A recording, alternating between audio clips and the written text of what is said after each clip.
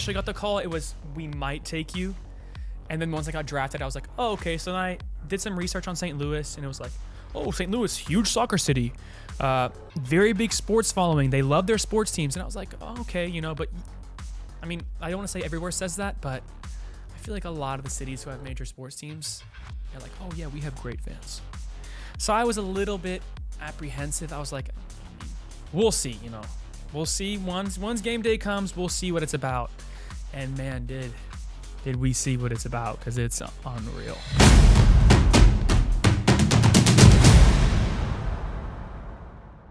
Welcome to a new edition of the City Voice podcast. I'm here with a very, very special guest, Indy Vassilev. Welcome to the show. How are you doing? Good, thank you. Thank you for having me. I really, was really excited to come on here. I saw Nico and Jake and Jabs do these podcasts, so I was very excited to come on. If I was invited, which I was, so thank you very much. Yeah, we've been excited to get you on. Yeah. Like the rumors spread like wildfire about your sense of humor.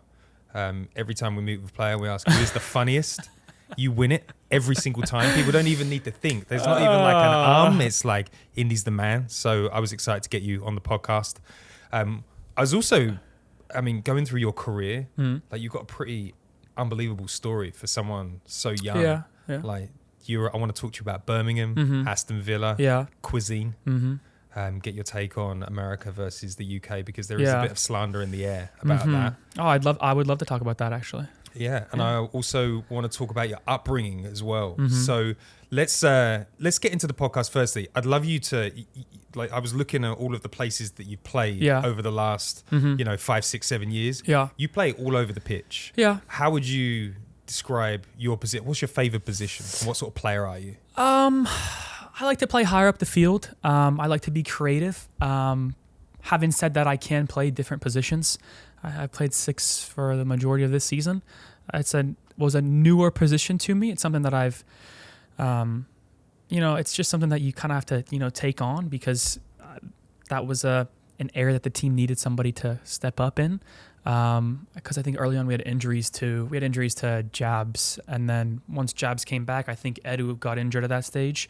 So it was something I kind of had to just take into my stride, and I don't think it's in any negative ways to learn new positions. I think if you're versatile, it can help you out in kind of any situation, and that's kind of been me this season. I played a little bit of right wing. I played a little bit of 10, a little bit of 8, a little bit of 6. Like you said, I kind of played everywhere. But yeah. Do you prefer like an 8 position? But I probably prefer an 8 or a 10, but it's fun playing in this team. We press high, we win the ball high. It's exciting. It's exciting for our fans, I believe. So yeah, in this team, the way we press, it's anywhere you play, it's really excited. Fantastic. Well, we'll get into more of what's going on with City this season a little bit later on. But I want to start at the beginning. People from St. Louis, they'll have a good origin story. You grew up in Georgia, Savannah. Yeah. Beautiful place. Best city in the Southeast.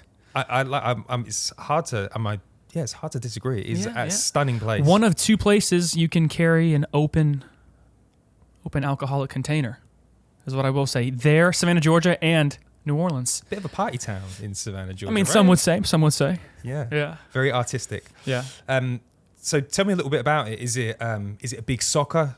Is it a big soccer town? Is it like, what was it like growing up there? I wouldn't say it's a big soccer town, but I grew up, my background was my grandfather played professionally in Bulgaria, and my dad also played professionally. He signed a professional contract at 18 or 17 in Bulgaria, and then he came over to the U.S. He moved to, it was the University of Mobile, Alabama, where he played his college soccer.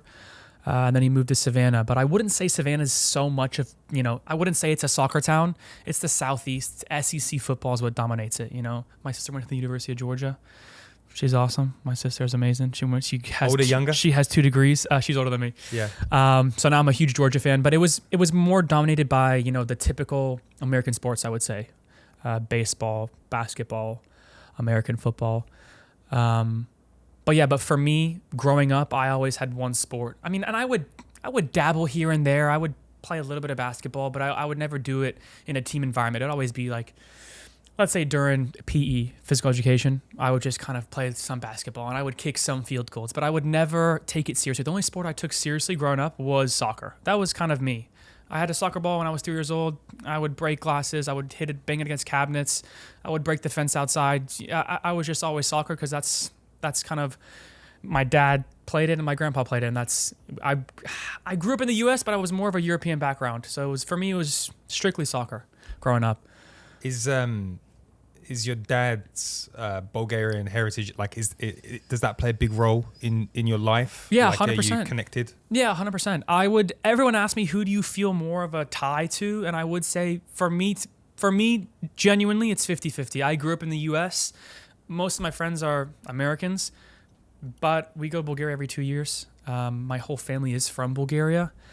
So it's tough, it's tough. It's like 50-50, I have ties to the U.S. I grew up here. I love the country, but then at the same time, my heritage, my mom, dad, grandparents are all from Bulgaria, and I visit there quite often. So when people ask me, I always say 50-50 because it's difficult, it's difficult to favor one more than the other.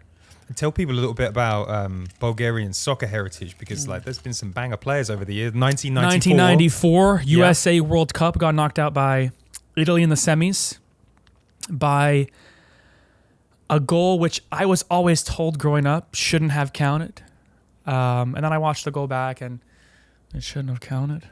Yeah. But yeah, we had good players. I think we had through the years. I think that team, we had Lechkov, we had Stoichkov on that team. I was a left footer. What was the left footer's name? I loved him. I'm not gonna be able to think of it right now. But yeah, that team had a lot of good players. And then obviously through the years, we've had Petrov, we've had Berbatov. But yeah, a lot of good players. Does your dad, when you were growing up, would he throw on videos and show you some of those great players? Maybe a bit before YouTube? I mean, I don't think he would do that. I think when I grew up, I would wake up on a Saturday and I would, go into the living room and soccer was on the TV. It was either Bundesliga or it was La Liga or it was Premier League. It was one of those three, you know what I mean? Or just, it was some type of soccer. And then once Sunday would come around, when the football would come, that wouldn't really be on the TV. It wasn't really prevalent in our household. So for me, it was always soccer. Which, I guess at times was, maybe I could say, was slightly overwhelming. But because I was so young and I wanted to soak everything in, and I was like, oh wow, soccer, I love doing it. And in Savannah, because it was such a small city, I was, I don't say I was a big fish in a small pond, but I was, I was a little bit better. So I enjoyed playing it because I felt good playing it because I felt like I was effective. So for me, it was always really fun growing up. And that's kind of how I want to kind of play now, is to have fun, because when you're that age, you just play, you run around kind of with no thoughts and you just want to kick a ball and you have so much fun doing it. And obviously now when you grow up, it gets a little bit, more tactical. There's way more pressure. But for me personally, having fun is always number one. You always have to have fun. The day I stop having fun, I think, is the day where I step back and say, what, if I'm not having fun doing it, then I think I'll call it a day. But so long as I'm having fun, I'm definitely going to continue. Were there any players that you used to watch on TV that represented that sort of fun, that you kind of like borrowed bits from their games? Yeah, I mean, I think anybody who plays midfielder and forward would always look at, those, players that have flair, the Brazilians, and you look up the Ronaldinhos. You watch Messi even growing up. I know he's in the league now, but I'm pretty sure, I'm 22. Tomas, I'm pretty sure similar. You just watch, players like that growing up, that have like flair. They dribble people and it looks, so pretty to the eye. So yeah, just, players like that. And there's a lot. I mean, my dad would actually put on videos of JJ Okocha. I don't know if anybody knows who JJ Okocha is, but he played for Bolton. He was number 10. He was Nigerian. I mean, he was like, watching him was like so fun. But yeah, just like players like that.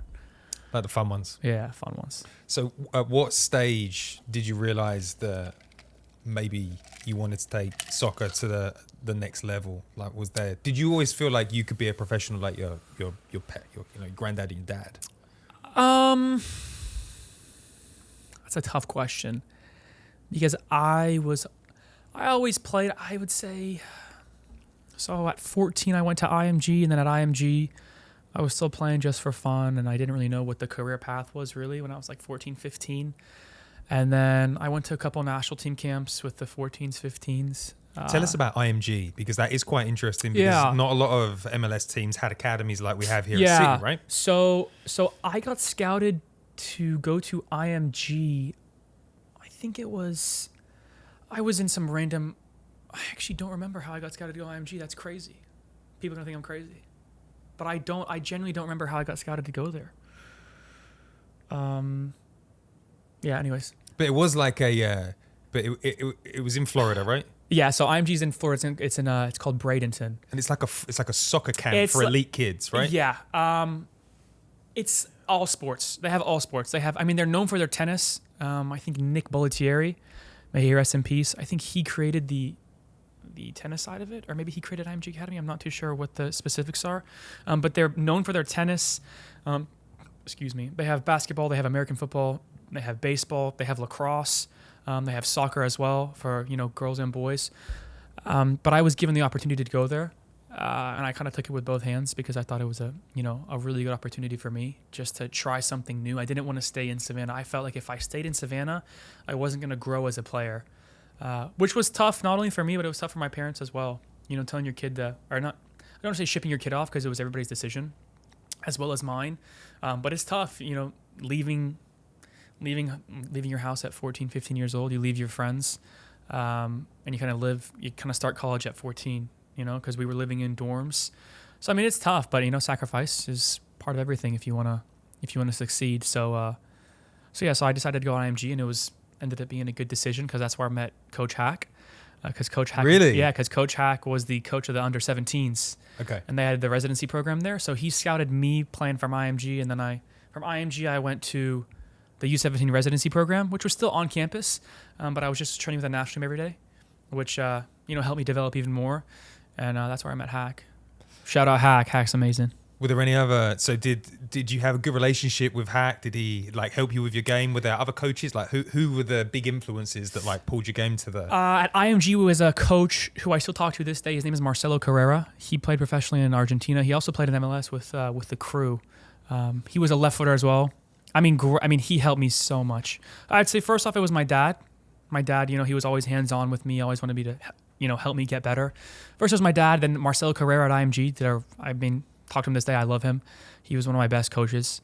And then obviously I had Hack, and I had a guy called Sean Sakiris, who was my age national team because Hack was the year above me. Mm-hmm. But those two really helped me kind of develop. And then after that, I've had a lot of coaches after that, but just in my kind of developmental stage, it was those guys that kind of, helped me, kind of take the steps up the ladder. And you were representing the United States. Yeah. U16, U17, yeah, from U20? You say U14, 14, 16, 17s, then the 20s. We actually played Bulgaria once in a tournament, and I scored against them. How did you feel? Yeah, I was like, I don't know what to do. Jesus, no celebration. I was just looking around. I just walked back. I was like, I'm not sure what I'm supposed to do here. But yeah, I've been blessed with having really good coaches who've helped me a lot.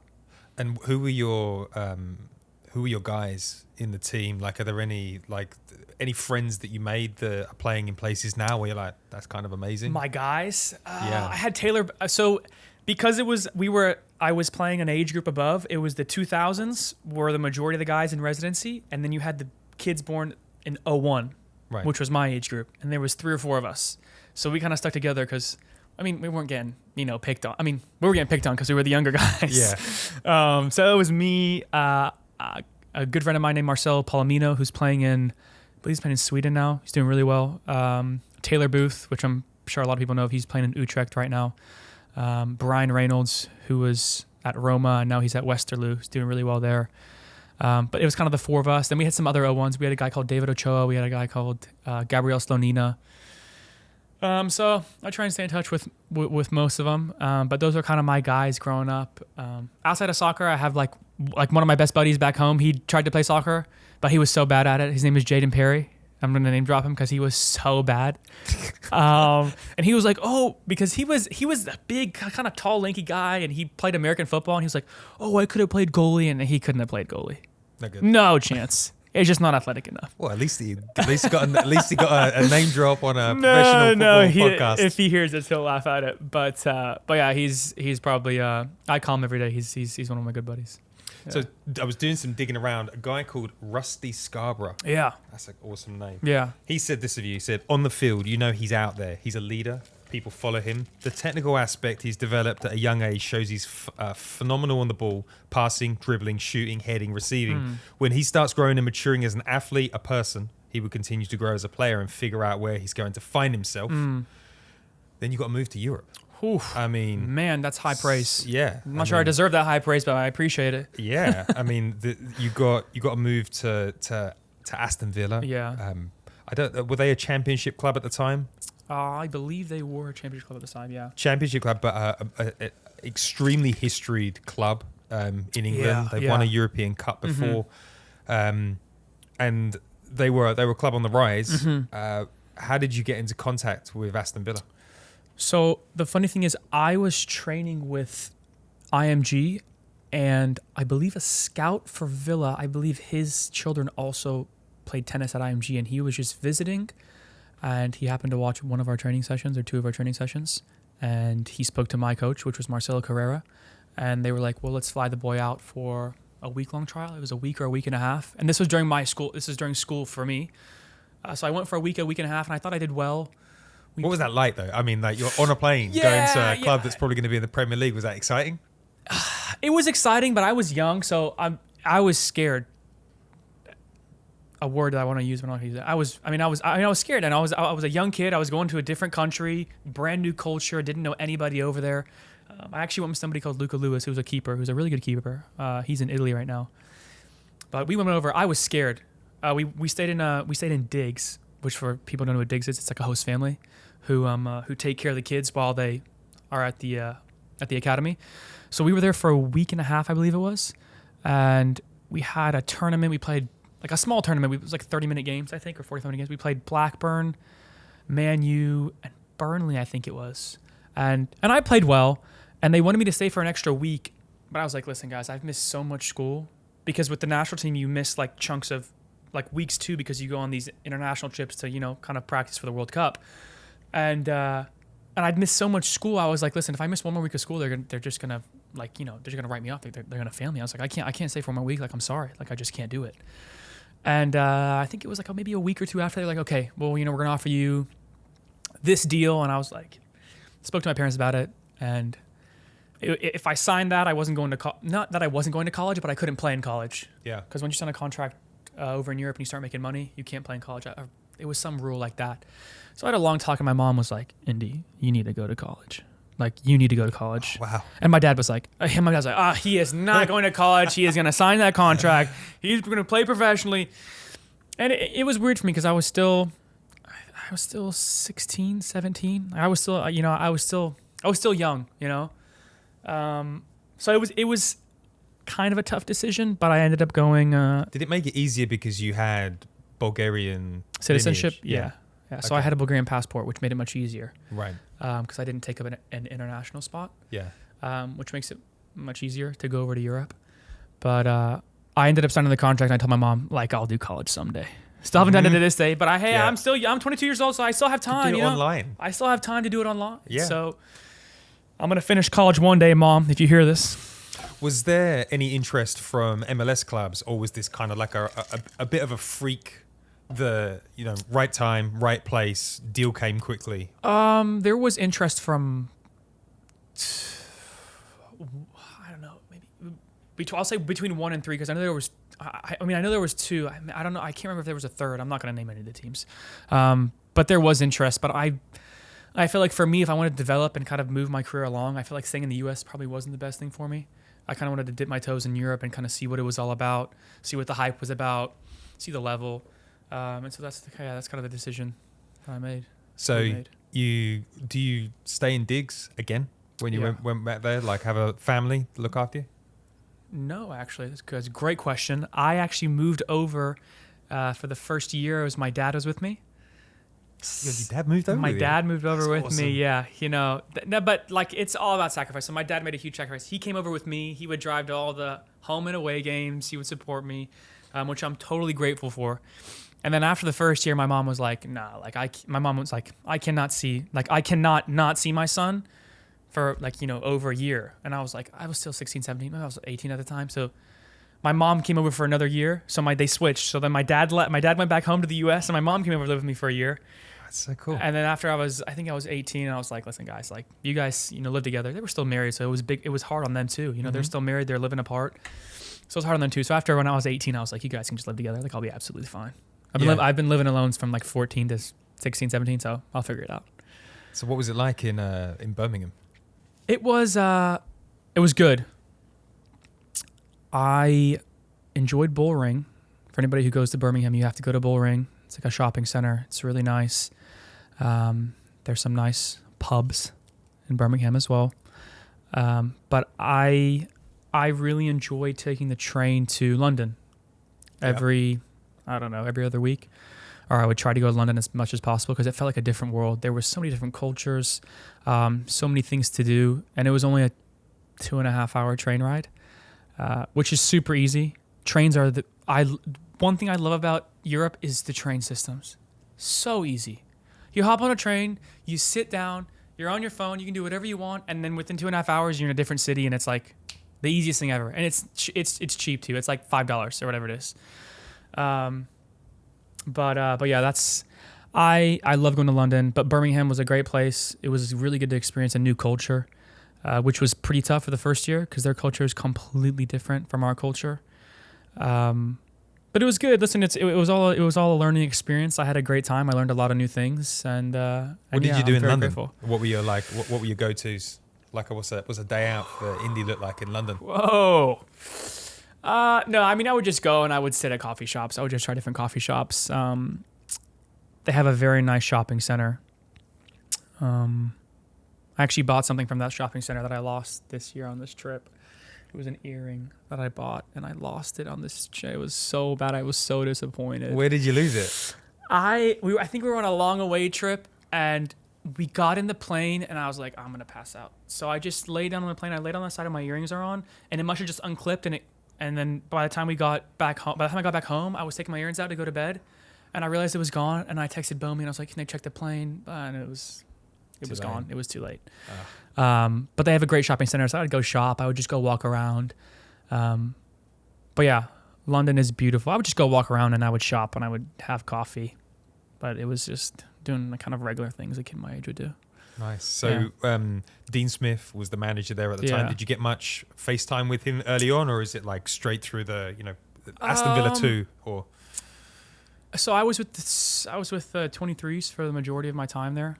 And then for the last, I'd say, year and a half, I was with the first team, and he was really he was amazing with me. I loved him. I thought he was a great manager.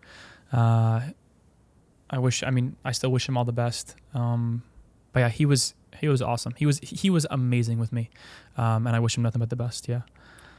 You did make your debut for Aston Villa. Talk to me about how that came about. Yeah, so I got really lucky. I know people like to think there's some players who are really good and they just flat. I was lucky. I mean, I was good. Like I capitalized on the opportunity, but I think we had 2 or 3 injuries at striker for Villa, and I was playing before that season started. The under-23s coach Mark Delaney, amazing coach. I don't know why I didn't name him earlier. He's an amazing coach. I love him. I text him to this day. But Mark Delaney, he was like, we don't have a striker. Like, do you want to play as a false 9? Do you want to try it out? And I was like, why not? I was like, why not? I was like, I'll play false 9. Like, cool. Like, so long as I don't have to like body, like, hold people up and body people. Like, I'll try it out. And then I went on a really good run of form, I think it was. I started the season and I wasn't doing too well at false 9, and then there was a span of games where like in like 7 or 8 games I had like, I don't know, something like 5 or 6 goals, a couple assists, and I was playing really well at striker. And at that same moment in time, we had injuries on the first team, striker wise. You got 6 goals and 2 assists in 14 appearances for the under 23s. Yeah, but like I said, like the first 5-6 games of that kind of period, I was just kind of trying to find my feet playing that position. I wasn't too sure how to play it, to be honest with you. And then, the second half, I was like, okay, you just drop into the pocket. Nobody wants to follow you because center backs don't want to step to you. And if they step, then whatever. So I found my feet a little bit. And then once I started finding my feet at that position, the first team had injuries in that exact position. And the coaches would just look down at the depth chart on the second team and be like, oh, well, Indy starts at striker here. We'll just bring him up. So I was brought up as a striker. Imagine me, 5 foot, whatever, 6'7", scrawny little kid. And I was like, oh, we'll bring him up as a striker. But I was never the guy that would pin the ball up. I was always making runs in behind and whatnot. So I got lucky. But I did play well to, grab my opportunity. But everything, I think, in my opinion, you create your own luck, and everything needs a little bit of luck to happen. Yeah. I capitalized on it, and I made my debut in the FA Cup against Fulham away at Craven Cottage. We lost that. And then my Premier League debut, I believe, was against Brighton away, which we drew that game 1-1. What was it? What was it like being in the dressing room, first team players, Premier League game? Did it feel like a lot of emotions? Yeah, I mean, even the FA Cup game, you go into the change room and you're just like sitting around and you see these players. And I hadn't been with the first team for long, so I'm looking at these players and I'm like these guys are big time, Like I'm sitting there and I'm there's Jack Grealish, and like there's Tyrone Mings, and I'm like whoa, I'm like I'm sitting there and I'm kind of shoulders scrunched up. I'm like maybe I'm out of my depth here, I was nervous, and then obviously as time goes on, like you talk to them and they're just normal people and you're friends with them, but definitely at first I was definitely a little bit I was like shocked. I was like, oh my god, like I can't believe I'm training with these players, I can't believe I'm in I'm sitting in this locker room with these players. And over time, you get used to it. Were they good to you? Did they kind of put you through a bit of a process together? Is there like a get up and sing? Or? So I actually don't think I ever did my initiation song with Villa, but I was so scared to. Like you don't understand how scared I was. Like if I had to do it, I would have been like this. He's such a confident. You have that back pocket. No, song. I mean now I am. And now I am because I've done it multiple times now. Yeah. And I'm like, no, it's just like you just go up and you sing, and the boys. What's the song that you sing? It depends. I have "Don't Stop Believing" by Journey. Nice. Is one that I go to. Yeah. "Country Roads Take Me Home" by John Denver. Also one that I go to. Nothing too high pitched though. When I start going high pitched is when my voice starts shaking, and then that's when the wolves, aka the players, that's when they start jumping on you. They'll get their phones they go, out. Oi. Yeah. They will get their phones out. Right? Yeah. But yeah, I didn't have to sing with them. But I mean, it's tough when you're a young kid and you go into a first team environment, especially I think in England especially, they just get onto you, and they get onto you and they make it tough for you. Yeah. They want to see if you can handle it. Handle the banter. Yeah. Was banter banter. word? Yeah. Banter was the word. Banter was the word. It wasn't camaraderie. It was banter. Yeah. A Swedish friend of mine said that in England, banter is a mitigating circumstance for anything. And I kind of agree. It doesn't have the same connotations in America. No. Did you adapt to it? You feel good? I mean, you feel like that you are the banter guy in this dressing room right now. Oh yeah, I'm definitely the banter guy in the change room. Yeah, me and Celio, I would say. Yeah. So you talked about humor and funny. I'd say me and Celio are kind of we just bring the good vibes. When Celio calls me Brazilian, it makes my day. Yeah. When he calls me Brazilian, I'm like, oh my god. I go home and I'm like, man, Celio called me Brazilian, man. I'm like, man, I have the flair. I get so excited. But yeah, me and Celio are probably the ones that kind of bring the energy, like the good energy, the positive vibes. But yeah, I think me and him probably lead the kind of banter front is me and Celio. Yeah, that's great. Yeah. So you earn a 2-year deal. Yeah. In May 2020. Yeah. Was that like a big validation moment? Like that feels like something extra special. Like what was that all about? 2-year deal. It's on the Aston Villa page now. You can search it. Yeah. It felt good. It felt like I'd been working hard. And it felt, like you said, I felt validated. I felt like what I was doing was being rewarded. Excuse me. I felt like what I was doing was being rewarded. And yeah, I don't have too much to say on it. It just felt really good, but at the same time you sign it and then 5 minutes after you're like, man, I got to get to work now. You can't just stop and be like, oh, I signed a 2-year deal. Look at me. I'm so good. It's like kind of right back to work after. You just kind of switch the mentality right back to work. What you mentioned at the top of the podcast that having fun is key to you. Yeah. What point in your career is it, oh, this is a job? This is a little bit more than just fun, or is fun part of the philosophy? Like, how do you balance the seriousness and the fun? Yeah, I think that's something maybe I struggled with a little bit when I was younger, is I always wanted it to be fun, I think I found a good balance now. You know, on training days, you have fun when you train. You train, you train hard, you train serious. If you get into a fight, if you get into, a scuffle, that happens. That's good. That means there's competition.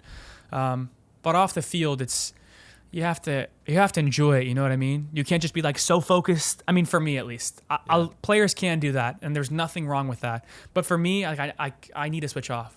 I need to switch off. I need to have fun. I need to have a laugh with somebody.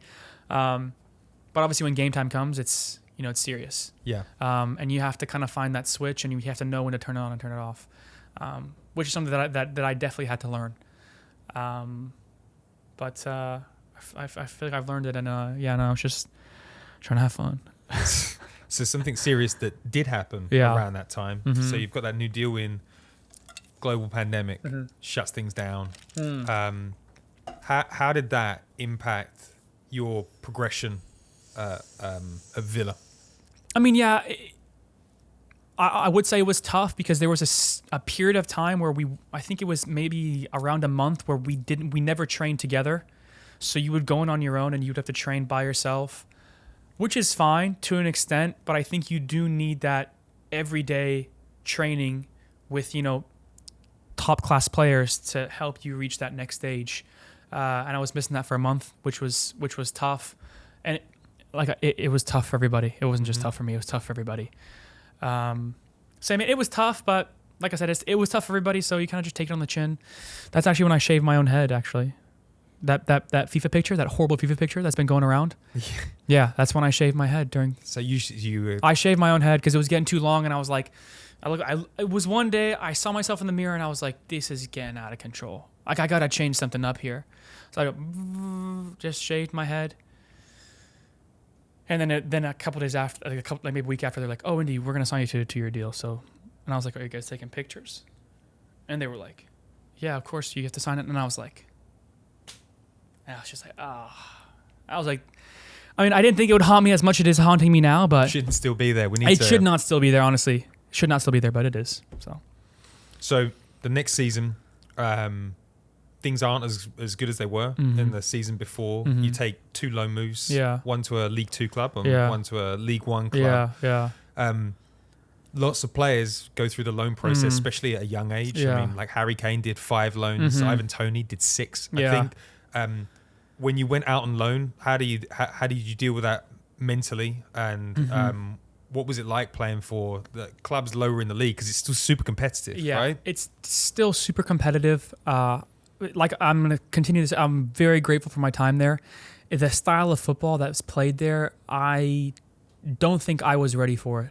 The physicality, the amount of, back and forth. It was definitely tough. At Burton, I was in the team for the first, I'd say, 7 to 10 games. I was in the team. I was starting games. I was playing well. And then I kind of dipped off a little bit. And then I found I came to a stage where I wasn't even in the squad. That was the lower league players go, there's a Premier League guy, hit him extra hard. Is it like, do you feel I don't know if it's that, but I put so much extra pressure on myself because I'm a Premier League player and I'm going on loan to a League 1 team, which is 2 divisions lower. I need to be, one of the best players every single game. So I put so much extra added pressure on myself, which was horrible. Because it got to a stage where I wasn't even playing, and I was like, I don't know what to do. You train by yourself, but you still need, to play games to develop. You need to play games, and I wasn't playing games in League 1, so I was telling myself, I was like, man, like I'm a Premier League player, and I'm being loaned out to League 1, and I'm not playing, and it was so hard mentally. And so then I go back to Villa in January because that's when they fired the gaffer there, and then they hired Jimmy Floyd Hasselbank. And he didn't speak to me at all. And then I found out through Twitter that I was being sent back to Villa. I had no idea. So I go back to Villa 2 days before the window closes, and they want to get me on loan again. Like Villa want to find me another loan. And so it's like a whole scramble, and it was like, do I want to go on loan? I'm not sure. Like, do I need like a 6-month reset and just stay at Villa for 6 months? Anyways, push comes to shove. I end up going to Cheltenham, who were, I believe, top of League 2 at that stage. And we ended up winning League 2. We were the champions. So we got promoted to League One, but I didn't play. I barely played. I don't think I started one game for Cheltenham, which again is mentally super hard, because you go into a League Two team, so you're going even a league lower, and you're a Premier League player, and you're going there and you're thinking, I should be making a pretty big impact here. They've signed me to make a big impact, and I barely played. Do they rationalize it? Do you get spoken to by the coaches, or is the transactional nature of a loan mean, well, if you can help?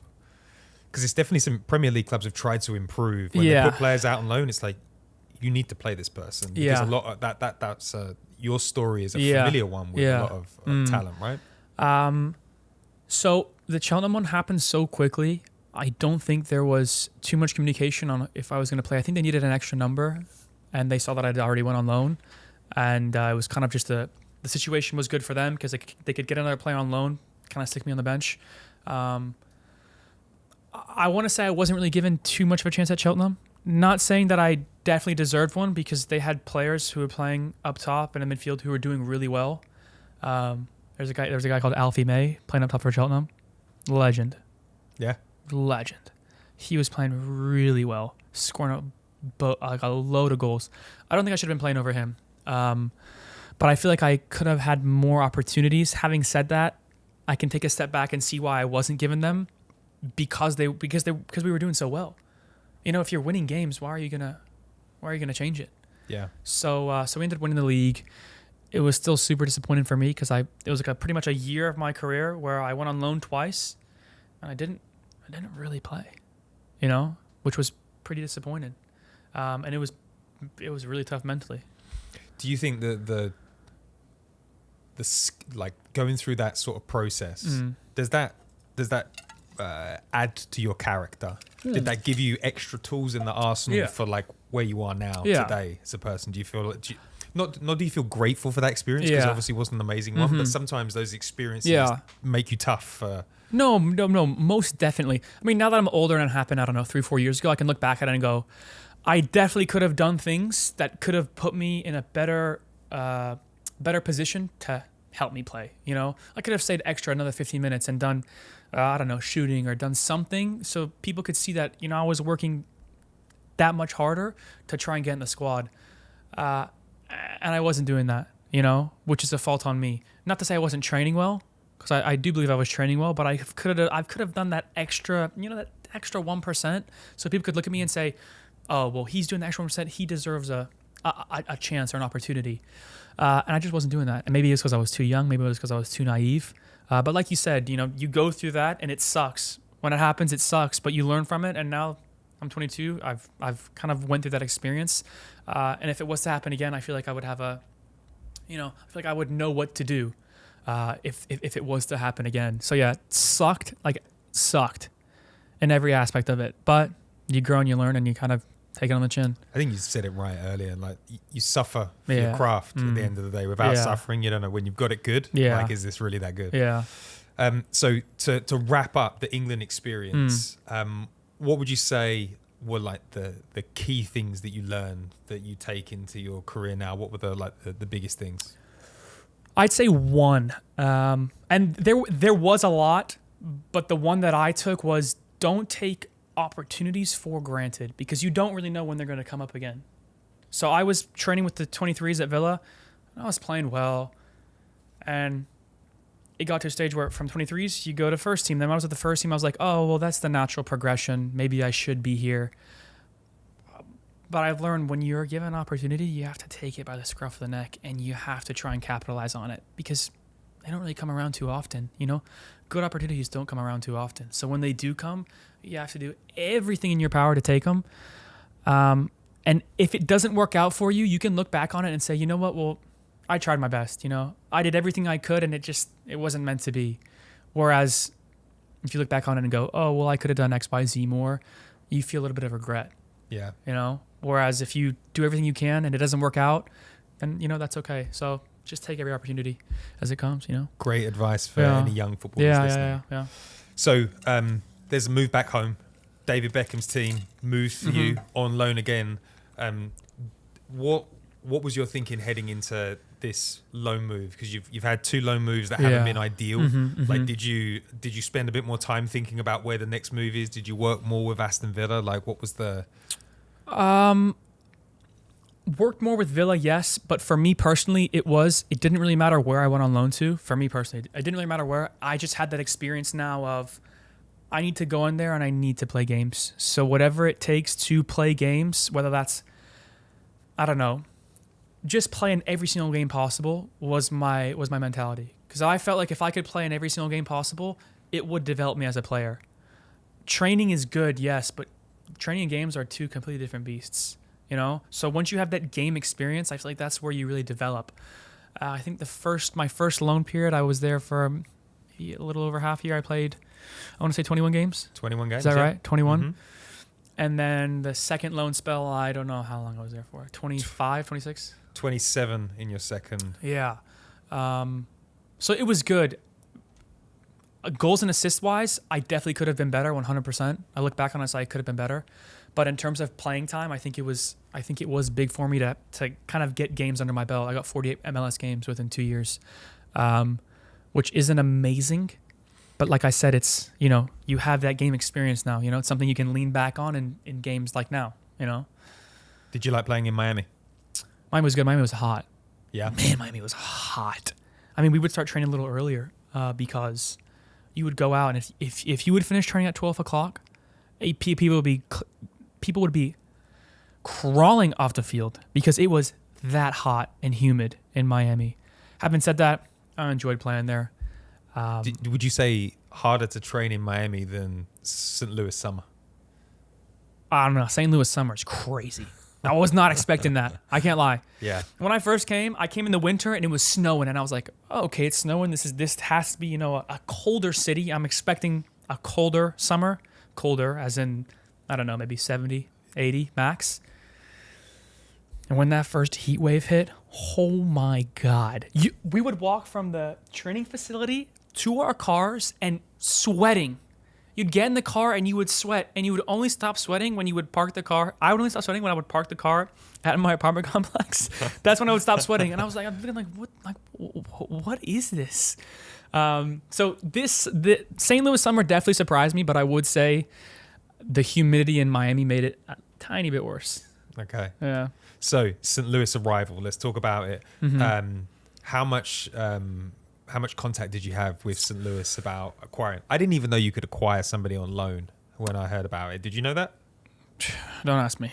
I have no idea about any of these MLS rules. But I was contacted by main man, Coach Hack. Hack back, because I believe Hack was the head coach for the majority of the previous season with St. Louis City 2 before Brad came in. And Hack gave me a call. I was in Bass Pro Shops in Savannah, Georgia. I was just looking around. I think me and my dad were going fishing the next morning.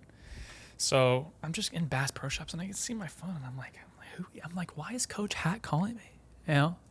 And like, we would text every now and again, but he never really called me. I was like, why is Coach Hack calling me? And so pick up, I'm like, yo, what's up, Coach? I'm like, yo, what's up, Coach Hack? Like, what do you want? Like, I'm in Bass Pro Shops. I'm going fishing tomorrow morning. What's up? And I think I was on speakerphone. It was him. I think it was him, Lutz, and Bradley. Oh my! And I was on speakerphone. And I was like, yo, what's up, Coach? Like, what's up, Coach Hack? And he was like, hey. He was like, hey, Indy. I just want to let you know, St. Louis is interested in taking you in the MLS draft and the expansion draft. I'm on the phone with the head coach, Bradley Carnell, right now, and it's the first time I spoke to Brad as well. So once I heard that, I was like, okay. Okay, yeah, that sounds good, Coach. And I tried to be way more proper.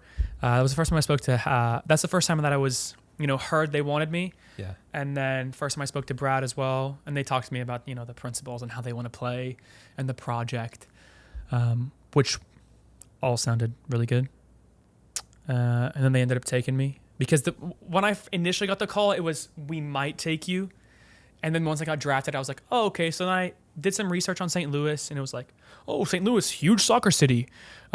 Very big sports following. They love their sports teams. And I was like, oh, okay, but I mean, I don't want to say everywhere says that, but I feel like a lot of the cities who have major sports teams, they're like, oh, yeah, we have great fans. So I was a little bit apprehensive. I was like, we'll see. We'll see. Once game day comes, we'll see what it's about. And man, did we see what it's about? Because it's unreal. Did you have any apprehension that it was an expansion team? Because typically they don't. Yeah. They don't do that well. Was there any concern, or did you see this as one of those opportunities? You're like gonna grab this with both hands. I mean, I think if you ask anybody that question on this team, I think everybody had a little bit. They were a little bit apprehensive towards it, but like you said, it was. I saw it as an opportunity as a brand new team coming together, and I need to take this opportunity as best as I can. So I end up coming here, and what a decision it was, because everyone's doing the right things around here. So you arrive at the training facility for your first day. Yeah. A lot of the guys that come through here talk about the special feeling inside. Yeah. Like, how quickly did you adapt to the dressing room? Did it feel different? Did it feel special? Like, what was your initial thoughts? My initial thoughts were, I went to the training ground first, which obviously is just across from here, next to the stadium. And I toured that, and I was like, this is really nice. I kind of expected it because I knew everything was brand new, so everything was gonna be new and shiny. I was like, it's gonna be really nice. The thing that I loved the most was the people. Everybody I shook, you shake their hand, you look them in the eye, they seem genuine. Everybody seems genuine over there, because they are, which is really what brought me in. And I would say there's nobody on the team who is, how do I say this without using a bad word? Starting trouble. Yeah. Nobody wants to start trouble over there. No one is mean because they want to be mean. If somebody says something aggressively during training, it's because they want you to get better, because they want the team to get better. Nothing is said with malice, whereas I've been in so many environments where, people are just picking on people because, oh, well, I don't like you. You play my position, so I'm going to scream at you because I want you to look bad. Whereas here, it's so cohesive. It's awesome. So the people were what I saw, and I was like, wow, I want to be a part of this. So meet Bradley. He's already explained the principles to you. Yeah. Was there a period of adaptation, or did you feel that this system kind of suited you from the off? I feel like there's a period of adaptation for everybody. So for me as well, 100%. Brad's system, everybody knows, press heavy. We want to press. We want to repress 2v1s. All these principles we talk about. So there was definitely a little bit of adaptation, and I don't think there will be. I think so long as I play under Brad, I don't think there will be, this was perfect, because everybody strives for perfection and nothing's ever perfect, So there will definitely be games where everybody's good at doing what they're doing, and there will be games where we need to be better. But I think getting everybody on the same page is kind of what makes us good. Our unity, playing as one, I think that's what makes us good. And when we've been able to do that quite well this season, I'd say. So before the start of the season, yeah, they acquired your rights. So you were taken from Villa and signed here.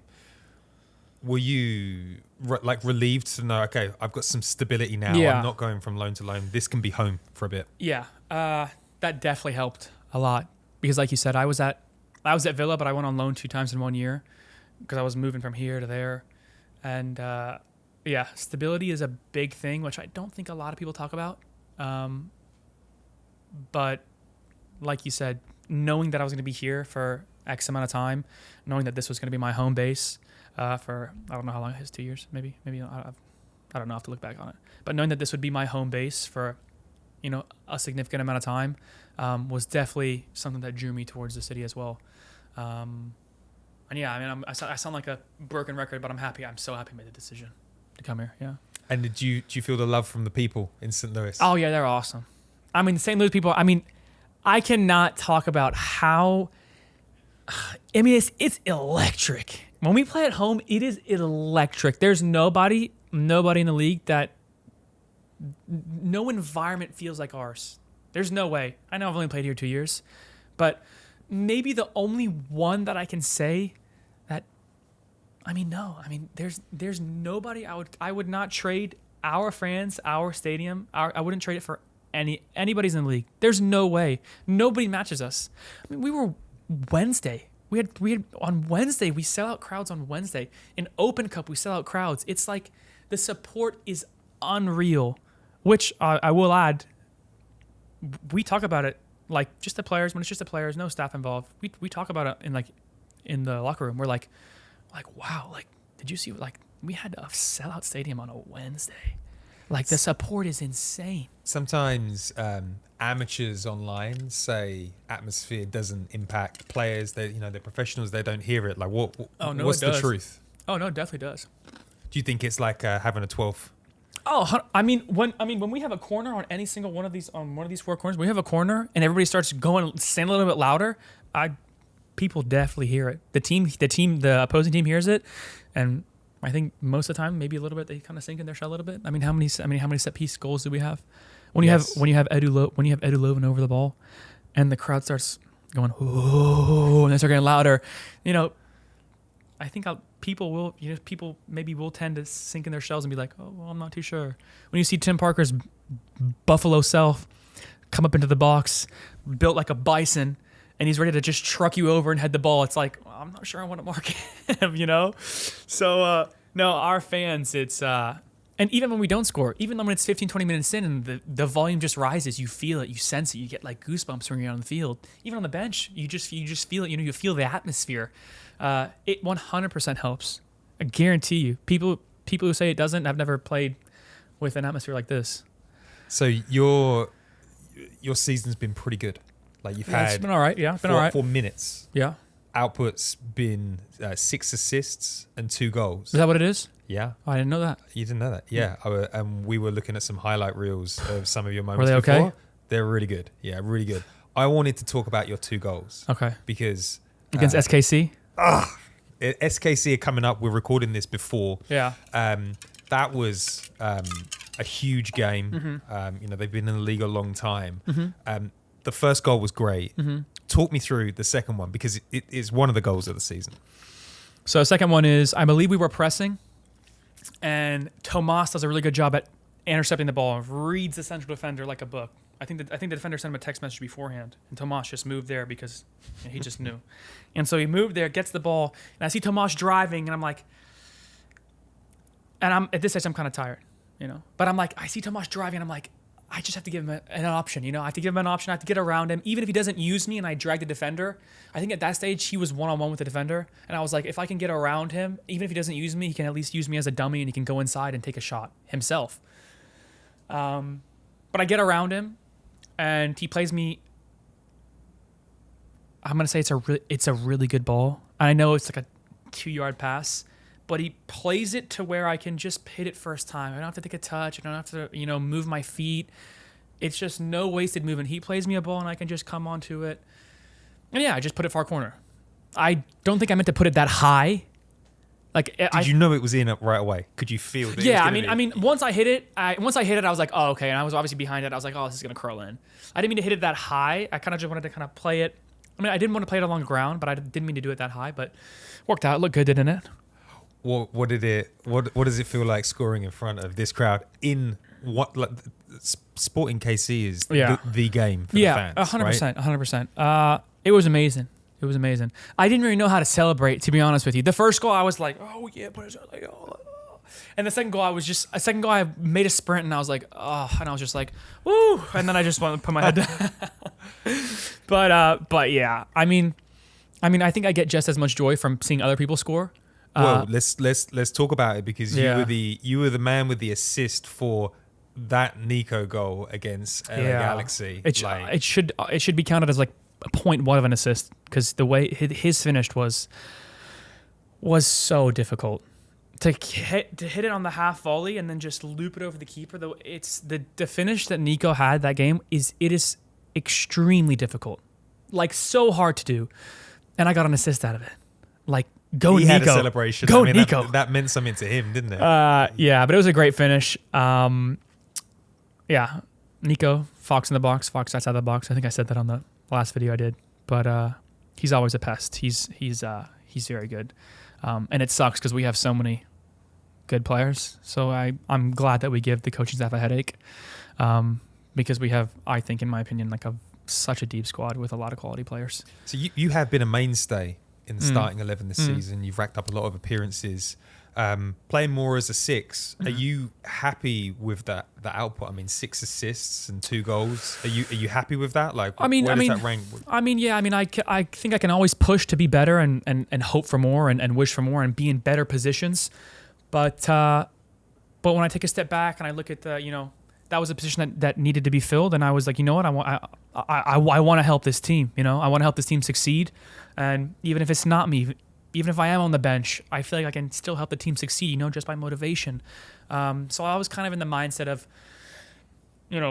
I will play there, and with the stats that I have, which I didn't even know I had those stats. So that's cool how you brought that up. I hope I didn't get it wrong. Do I have too many assists? Do I have too many assists? Oh shit, yeah. But yeah, I mean, listen, I'm just happy to help the team, which I know is such a generic answer, and people are like, oh, of course he's going to say that, but it helps. We're winning games, we're doing well. So have you been surprised by any players on the squad? Is there a player that you play with and you're like, wow, this guy's got so much better as the season's developed? Jabulo Blom, for everybody who doesn't know, could be one of the strongest people on the ball you'll ever play against in your life. When he has the ball in his feet and you try and get it off of him, it feels like you're trying to push like a freaking rock, like a huge granite rock. It's like you can't move the guy. And if you try and move him, and if you can move him a little bit, he'll just like kind of shift his weight a little bit, and he'll just kind of shift his weight, and he'll just move the ball a little bit. And then he passes the ball off, and you're like, what just happened? Like, how did I not get close to the ball? But and obviously when he first came, he was a little bit shy. If he hears this, he's going to hate me.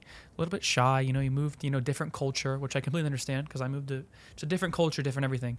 But he's opened up and the boys love him. And he's playing so well. And he scored his first goal the other week against Minnesota. It seemed like the rest of the team enjoyed that more than him. I mean, what a goal it was. We were so happy for him. But yeah, I'm just hoping for his continued success. But I think he's gotten so much, not so much better because everybody knew he was a quality player.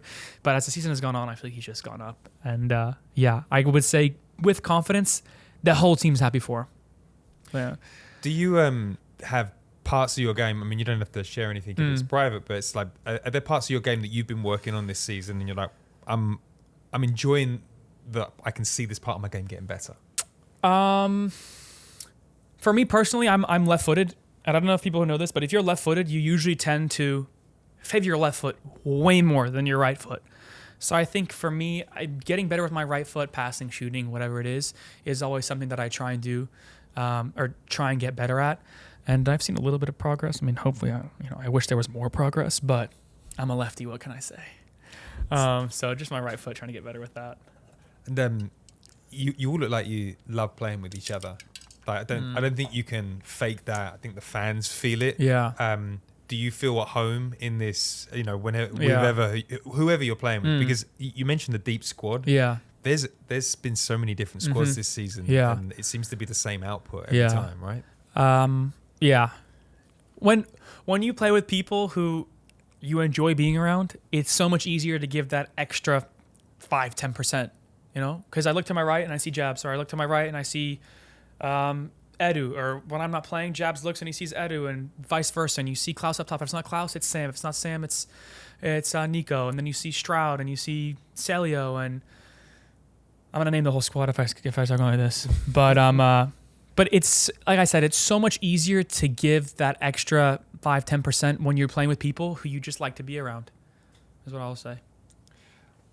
We are in the playoffs. Yeah, you've clinched. Mm-hmm. It's like Bradley, whenever we talk to him, he's always like looking, it's only as good as your last game. Yeah. And he said we haven't achieved anything. Yeah. But he said yesterday we have achieved something now. Yeah. How are you looking at it in the squad? Is it, wow, we've made the playoffs, or are you now looking at the next phase? Like how do you think as a professional? I think we're looking at it. I mean, I want to say we're looking at it game by game. So yes, we're in the playoffs and we clinched, and that's a massive achievement for an expansion club. But we don't feel like we're finished, and we want to take it game by game. So yes, we are. We have clinched playoffs, but our next game is KC against Saturday, and that's what we're looking forward to. Wholly, we're looking to that game, and once that game finishes, we have a game after that, and I don't even know who we play after that. and I don't really want to know because we have SKC on Saturday, which is the most important thing because we want to get a win. And then after that, you have the next game and the next game. And then once playoffs comes, and we can worry about that. But I think we're just taking it game by game, and I think that's what's made us, pretty successful this season is, we're not looking too far forward and we're not looking too far back. So, we've got SKC coming up on Saturday. That game means a lot to the fans. Yeah. Are there teams that you're like looking forward to? I'd love to get a win here. Are there teams that sort of stand out in those moments, or are you just like, hey, we're not like that? I mean, I want to say we're not like that, but when it comes to certain teams, SKC being one of them, there's just so much more to the table, because it means so much more to everybody who comes to watch, to the fans. It means so much more to them. And I've said this before, but like in turn, like you almost feel that pressure. Like even when lead up to the game, you go on social media, this and that, and like you just feel the pressure building, and it makes it mean so much more, to give not only ourselves joy, but to give like the people who come, the people who don't, the people who watch, to give them joy too. It's like you just want it that much more. And then there's some personal ones there's obviously some personal ones. For me, I hate saying this, but for me, obviously, it's Miami. When we play against Miami, like I want to play well. Yeah. I want to beat them. Not because it's like, oh, look what you missed out on. It's just because like I played for them. And I want to come to a new team, and I want to I just want to beat them. Even if I don't play, like I want the team that I'm on to beat the team that I used to play for. And I don't know if I'm wrong for that or if that's like usual, but that's just how I feel, So there are specific games that like mean a little bit more. And having said that, like I wish nothing bad against those teams, like nothing at all. Makes sense though. Yeah, nothing bad, but that's just the feeling, You've had it's been a grueling season. Yeah, and the additional travel that you do in MLS, I think gets overlooked. Like what's the longest journey that you're going to have in the Premier League? Like 2-3 hours. Yeah. Especially if you're in the middle of the country, like Birmingham. How City plays this relentless style. How do you feel from a fitness perspective? Like, do you get to this stage of the season and you're running on fumes, or are you feeling good? I think everybody's feeling good. Like you said, we rotate the squad. So if you're running on fumes for, let's say, a game or two, we have people in the squad who can, come in and do well too. So I think everybody over there is feeling really good. They're feeling energized. And the excitement that comes with playoffs and the excitement that comes with, we have a pretty big game coming this weekend. It almost re-energizes you, So no, I wouldn't say anybody's running on fumes. I'd say everybody's pretty excited for this next game that we have in the future. Did you get excited about the LA game? Like you went toe to toe with a giant of MLS. Yeah. And competed for 90. Do those sorts of things give you confidence that in an MLS Cup game you could go against anybody? I mean, they do give us confidence, but we weren't looking at that game like, oh, this is a must win for us. If we don't win this, or if we don't get a result, then our whole season we've done before is like void, or we'll have no confidence if we play them again. That wasn't our mindset. We put a team out, we tried to get a result, we tied 0-0, on to the next game. It didn't have like a huge amount of importance on it. You know what I mean? It was just another game at home in front of our home fans. For us, the important thing was we're playing at home. Let's try and win for our home fans and for ourselves. That's kind of what we focused on. It wasn't really, we're playing LAFC and they won the league last year and they have XYZ playing and they have all these weapons. No, because I feel like you could do that with almost every team in the league. They have these weapons, but you just, we have our own style, and we're gonna see if it works against everybody else's style. Will you have family down for the playoffs? I better have family down. Yeah. My mom and dad better come. I mean, if they're listening to this, they better come to the playoffs. Are you kidding me? What does it mean to them about where you are now in the game? Regular first team football. Yeah, no, listen, they are quite happy. They've been to a couple games before. I think every single game my dad's been to, we've won.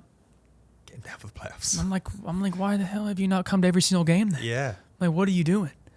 But I think him and my mom will come for I don't know, the playoff games whenever they come, whoever they're against. But they should come. I think I'll force them to come. I'll just buy them a ticket. Lovely. Yeah. So we like to close out the podcast with a message to the fans. Yeah. They love watching you play, as do we, watching you every week, give your all on the pitch. Yeah. Do you have a message for them heading into the playoff season? I know, just continue to bring the energy, the positive vibes, and hopefully we'll continue to make them proud and make them happy, and kind of see where it takes us. But they're amazing every single game. We love them, hopefully as much as they love us. But yeah, they're amazing. I wouldn't trade them for the world, and just hope for the continued good vibes. Indy, you've been absolutely amazing. You've had a fantastic season. I hope to see you continue it on. Thank you. And remember, if you're listening to this on podcast, go on, give us a 5-star review. Tell Indy you want to see him back on here next season, and he might just come. So good luck with the playoffs. Thank you. Thank you so much for having me.